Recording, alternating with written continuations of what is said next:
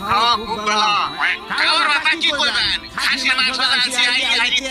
তেলের মধ্যে কামড় মারবেন সিকিট দিয়ে কোনে পাতা আর গেছে আমি কিন্তু কালকে রোজা ভাই গেলাম তাইতাছি আমি